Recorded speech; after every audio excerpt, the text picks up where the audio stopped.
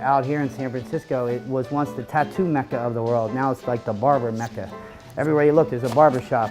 But each and every one is built on somebody else's tradition, somebody else's idea of what a barber is. I chose to build my whole thing of what me and Luis do as the 1920s and 30s. I keep a mugshot book from 1930s just because people come in and they ask me for these period correct haircuts, and I'm like, you want to look like an old school gangster? You're showing me pictures of Al Capone?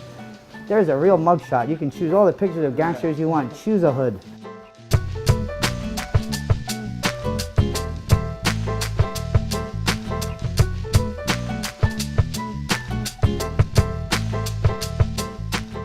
And it's fun to know, since I was 13 years old, I always wanted to be a barber. All these like immigrant style barbershops, either in Northeast Philadelphia all the way down into Frankfurt Avenue, all the way down into the city.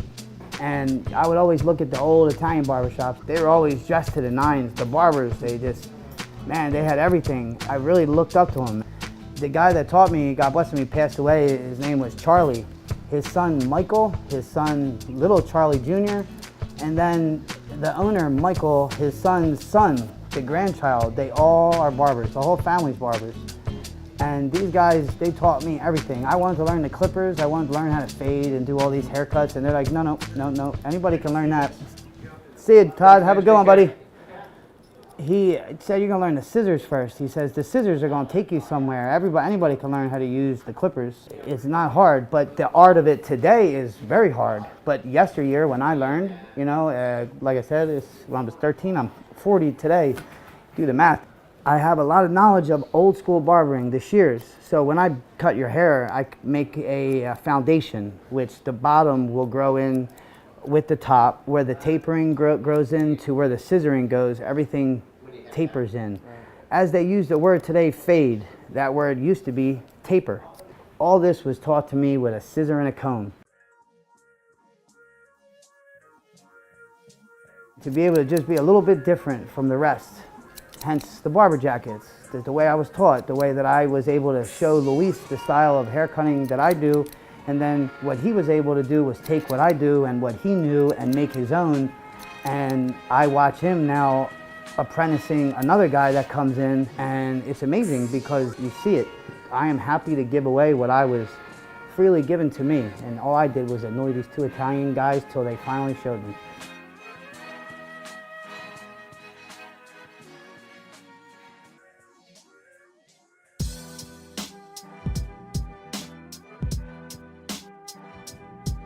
I always liked the classic look because that's what I was used to getting, and that's what I grew up with, only classic haircuts. When I came to this country from El Salvador 10 years ago, I noticed that there weren't too many barbers, man. There were not good barbers here. So I couldn't find it, and then I said, maybe I should do it, If there's nobody else doing it, maybe I should do it.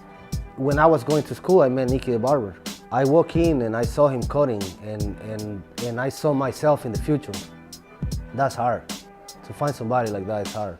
The style he has is the same style that I wanted to open up and that I wanted to do, but I just never knew somebody already doing it. So when I saw him doing it, it was like seeing myself in the future. And I had to be with that guy, And I start parentheses for him. I asked him if I could come in and sweep the floor. And while I was sweeping, I was watching the way he was cutting. Everything, the techniques he does, the classic ways. I never thought he was somebody like that before, man. That's why I thought about that person, he needed to be me. But then I met him, it was unbelievable, man. I needed to be with him. I needed to learn all his techniques. Same style, I had this barbershop in my mind, picture in my mind before I was here. And I always wanted to work next to somebody who has a good reputation, that worries about his reputation and what people talks out there, and he's that guy. He's good, man. He already knew how to cut hair, but he wanted to learn the scissors in the old style that I was taught. And he swept like I did and did everything, and he earned his chair as if I earned mine, And that built his chair, and I got to watch somebody get everything that I got, which was freely given to me. I have freely given to him, and he is freely giving to somebody else now, and it's amazing because that's how it rolls. The circles of being a barber, it's unbelievable what you can give back. Every day, it's funny, and I know that he's not here, I'm glad to hear this, but Luis, every day he leaves, we leave together, and he hugs me every day and says thank you because I gave him opportunity. I could have done anything in the world I wanted to in my life, and the only thing where my heart is it always goes back to that little barber shop where that guy Charlie taught me, and I saw all these people and they were so happy, and they would come in and they say hi to him, and I know he felt like $1 million. He died about a couple years back. And when they would come into his shop, I know when your name's out there and people are coming into you consistently over and over again, that's got to feel good. Yeah. It does, because you know why they're coming. They're coming to see you, and they're coming to get your haircut. So when Cable Car offered me this space to cut hair in, I was very excited and overwhelmed. Like, I'm like, nah, I'll see it when I believe it, you know what I mean? I believe when I see it, you know? And then I got to be the guy who I wanted to be so badly. And it wasn't about money. It had nothing to do about making a lot of money. I'm a barber. If I wanted to make money, a lawyer or a doctor or something, you know. But the thing is being a barber, you always have what you need, man. And the most thing you need is you got the people. And the people that come to you, the community of people, the neighborhood of people, whatever it may be, that's what makes the barbershop what it is.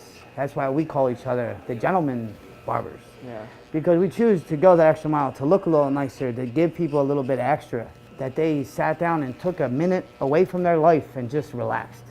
And that's all I wanted to create as the neighborhood barber, per se.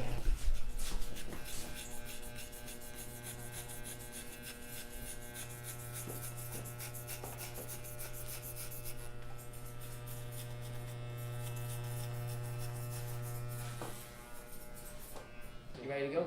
Yep. See you, my friend. As always.